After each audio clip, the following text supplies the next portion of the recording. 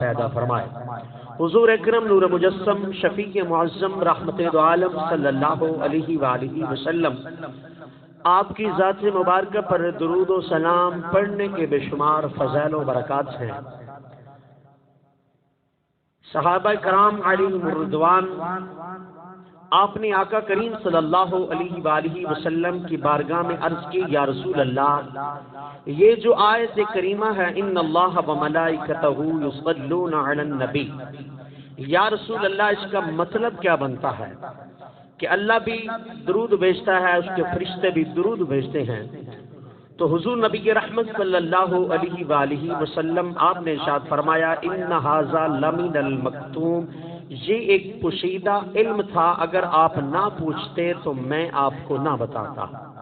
تو فرمایا اب آپ کے پوچھنے پر میں آپ کو بتا رہا ہوں۔ فرمایا ان اللہ عز و جل وکل بی ملکین، اللہ رب العزت نے میرے لیے 2 فرشتے مقرر کیے ہوئے ہیں۔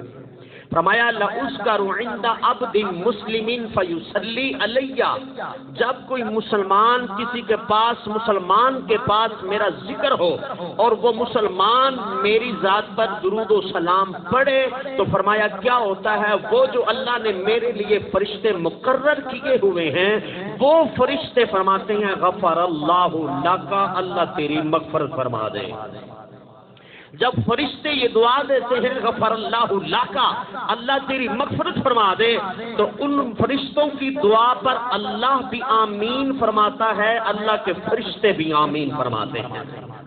تو گرامی قدر حضرات، درود و سلام کی فضیلت کیا نرالی عظمت اور فضیلت ہے کہ جب ان کی فضیلت کو ہی پڑھا جاتا ہے، درود پاک کی فضیلت کو، تو دل مچل اٹھتا ہے کہ درود پاک پڑھنے سے رب تعالیٰ کے کتنے کرم اور رحمت کی بارش ہوتی ہے۔